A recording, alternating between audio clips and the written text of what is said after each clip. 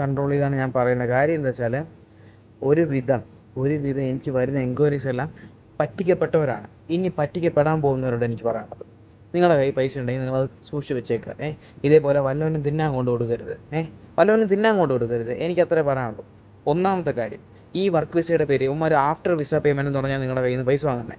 പക്ഷേ ആലോചിക്കേണ്ട കാര്യം, നിങ്ങൾക്ക് ടിക്കറ്റ് ഉൾപ്പെടെ എടുത്ത് തരുന്ന സംഭവം ഡമ്മി ടിക്കറ്റാണ്. നിങ്ങൾ ആദ്യം അത് മനസ്സിലാക്കുക. പിന്നെ ഇവിടെ വർക്ക് വിസ എന്ന് പറഞ്ഞ് ഏതെങ്കിലും കമ്പനി സ്പോൺസർ ചെയ്യണമെങ്കിൽ മാത്രം വരിക. ഇവിടെ ഡെലിവറി ബോയ് ആയിട്ടോ അല്ലെങ്കിൽ ടാക്സി ഡ്രൈവറായിട്ടോ അങ്ങനെ ഓടാൻ പറ്റത്തില്ല. യാൻഡെക്സ് ഐ ഡി എടുക്കണമെങ്കിൽ എന്ത് എടുക്കണമെങ്കിൽ നിങ്ങൾക്ക് ഇവിടെ ഒരു പ്രോപ്പർ TRC വേണം. അതില്ലാതെ പറ്റത്തില്ല.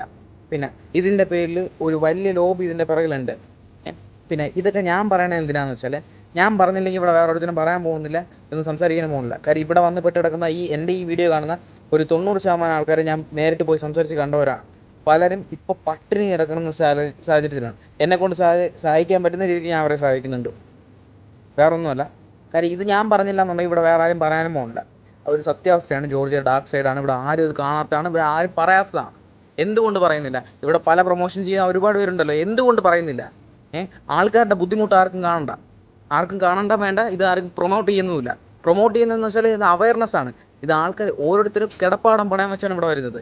എന്തിന് ഇങ്ങനെ പണയം വെച്ച് ഇവിടെ വന്ന് ഇവരെ ആ രീതിക്കാണ് അവർ കൺവിൻസ് ചെയ്യുന്നത്. ഒരു കാരണവശാലും സുഹൃത്തുക്കളെ, ദയവ് ചെയ്ത് നിങ്ങൾ ഇതേപോലത്തെ ട്രാപ്പിൽ ചെന്ന് വീഴാതിരിക്കുക. ഞാൻ ഓരോരുത്തരെ പോയി കണ്ടുള്ള അവസ്ഥയാണ് പറയുന്നത്. ഒരു നേരത്തെ ഫുഡ് പോലും കഴിക്കാതെ 3 ദിവസം വരെ സർവൈവ് ചെയ്യുന്നവരുണ്ട് ഇവിടെ. അതിൻ്റെ അകത്ത് ഇപ്പോൾ ഡീപ്പോർട്ടേഷൻ സ്ട്രിക്റ്റ് ആക്കിയതുകൊണ്ട് തന്നെ അവർക്ക് പുറത്ത് വോൾട്ടോടാൻ പോലും പറ്റുന്നില്ല. കാര്യം പോലീസ് പിടിച്ച് ചെക്ക് ചെയ്യുന്നു. അങ്ങനെ 2-3 പേരെ കഴിഞ്ഞ ദിവസം ഡീപ്പോർട്ട് ചെയ്തു. ആ അവസ്ഥയാണിപ്പോൾ.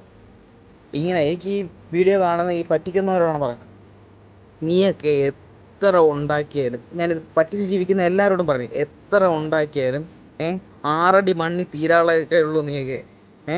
എത്ര ഉണ്ടാക്കിയാലും. പിന്നെ ഇതിൻ്റെയൊക്കെ ശാപം ഉണ്ടല്ലോ, നീ മാത്രമല്ല, നിൻ്റെയൊക്കെ 5 തലമുറകൾ അനുഭവിക്കും. കാര്യം ഓരോരുത്തരുടെ അവസ്ഥ കാണണം.